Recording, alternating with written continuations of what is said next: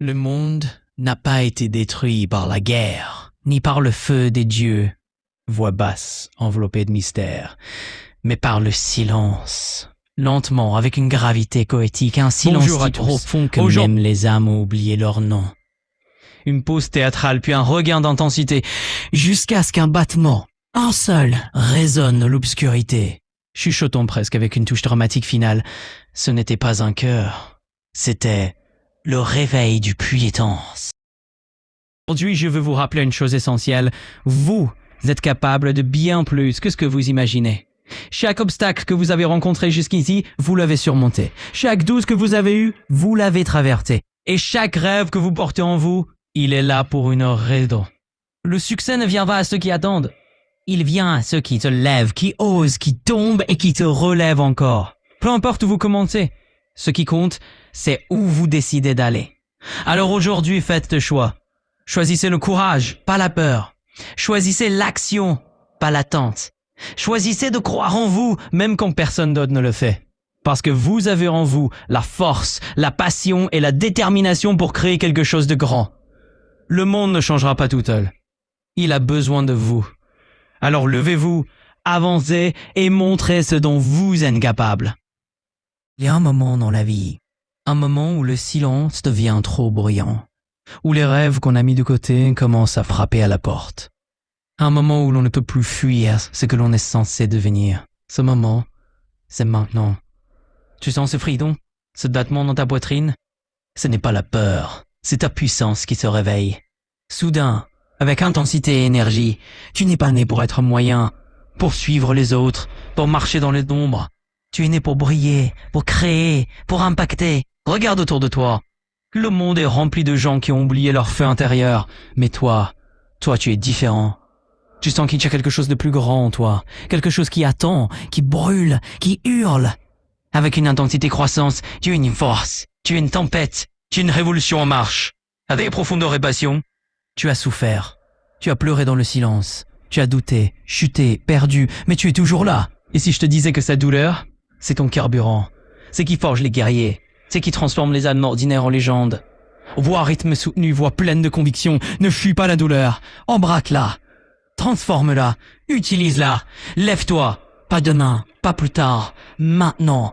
Tu as attendu assez longtemps, tu as regardé les autres vivre pendant que tu survivais, mais aujourd'hui, tu prends le contrôle. La motivation, c'est le début, mais ce qui te portera, c'est la discipline. Visualise ta vie idéale, puis agis. Pas demain, maintenant. Regarde dans le miroir, tu es le signe, tu es le miracle, tu es la réponse. Final en crescendo, voix forte et assurée, alors lève-toi, hurle, cours, crée, aime, transforme, parce que tu n'es pas ici pour exister, tu es ici pour exploser. C'est envoûtante. Dans les profondeurs du monde, là où le silence est plus ancien que le temps, une énergie sommeille. Elle n'a ni nom ni forme, elle est mémoire, elle est promesse, et ce soir, elle s'éveille, avec une légère tension qui monte.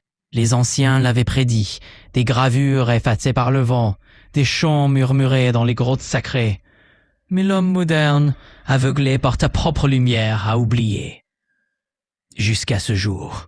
Ouah, plus intense, le ciel s'est fendu, une lueur rouge a traversé les nuages, les animaux se sont tus.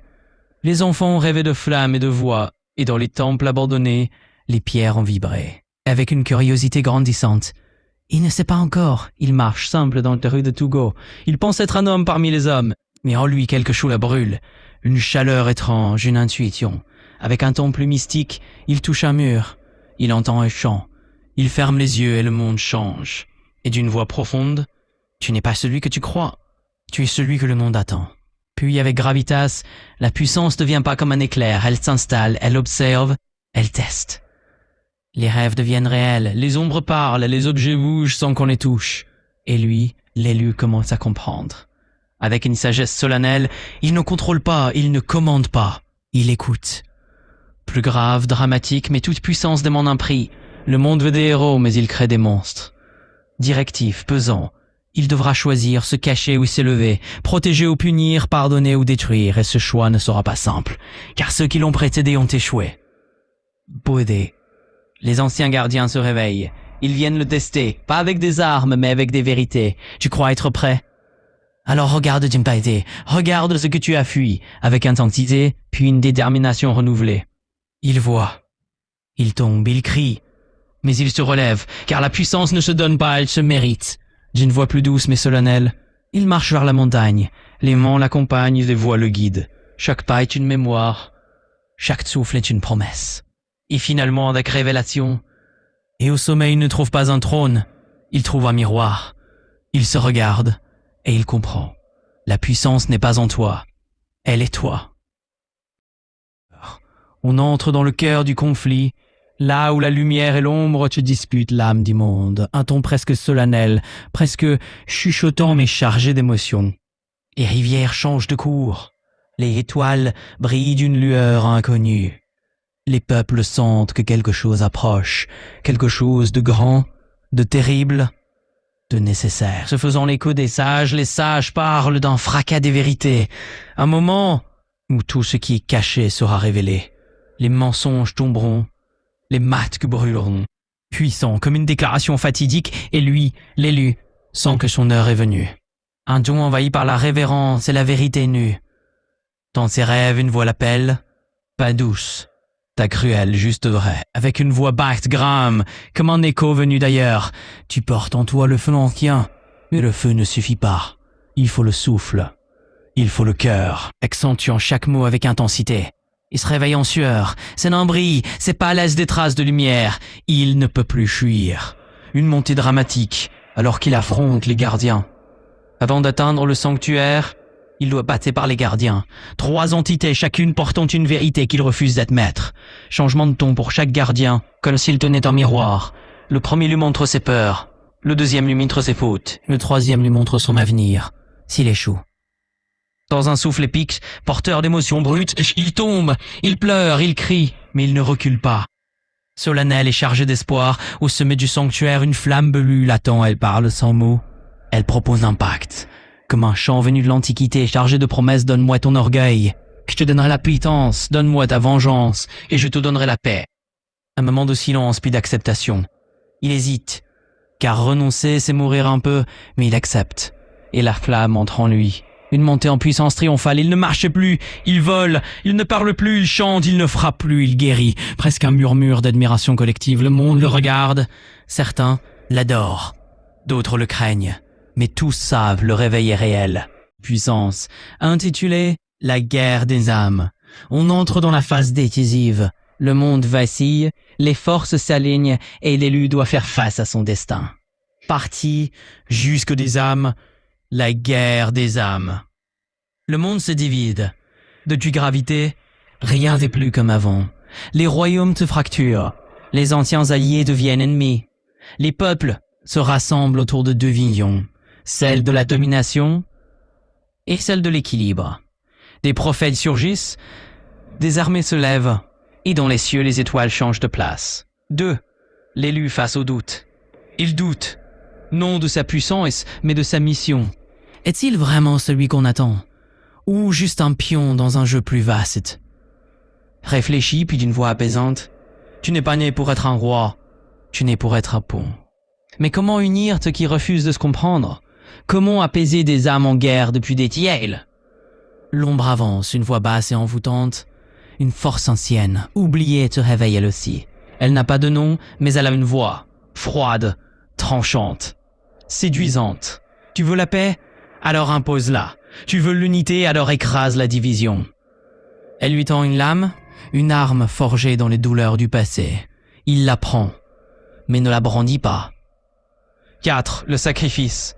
Avec une profonde émotion, pour sauver le monde, il doit renoncer à ce qu'il aime le plus, sa liberté. Il entre dans le cœur du Nexus, un lieu où les âmes se croisent, où les souvenirs deviennent réels. Là, il affronte non pas des ennemis, mais ses propres reflets. Chacun représente une version de lui-même, le tyran, le lâche, le sauveur, le traître. Il les affronte, il les accepte et il les dépasse. L'embrasement. Avec une passion croissante, le ciel s'ouvre, la guerre commence.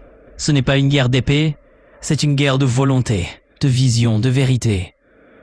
L'élu ne frappe pas, il inspire, il ne commande pas, il élève. Avec une douce apaisement, et peu à peu les âmes s'apaisent, les flammes s'éteignent, Le silence revient, mais un silence nouveau. Un silence plein de promesses de grand. Maintenant la passion est toujours ardente.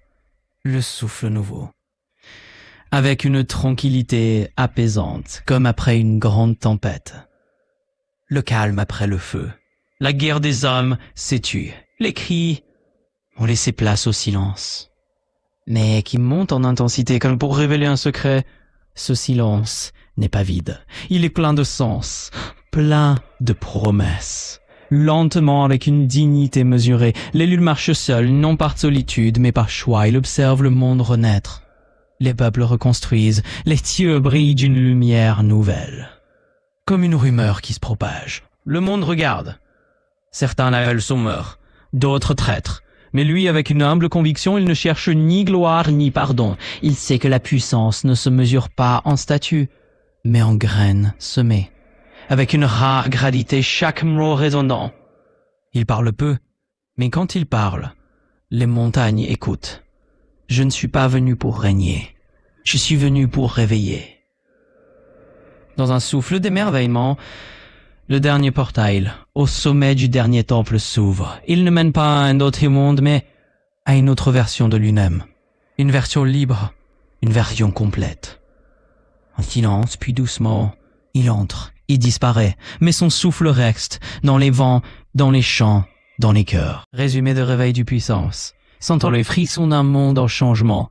Dans un monde en déséquilibre, une force ancienne s'éveille. Elle ne cherche ni domination ni vengeance, mais réparation. L'élu, un homme ordinaire, découvre en lui une énergie mystique qui le relie aux éléments, aux dames et aux vérités oubliées. D'une voix prenant de l'ampleur. Au fil des 5 parties, l'éveil, le monde ressent un changement. L'élu commence à percevoir des signes, des voix, des visions.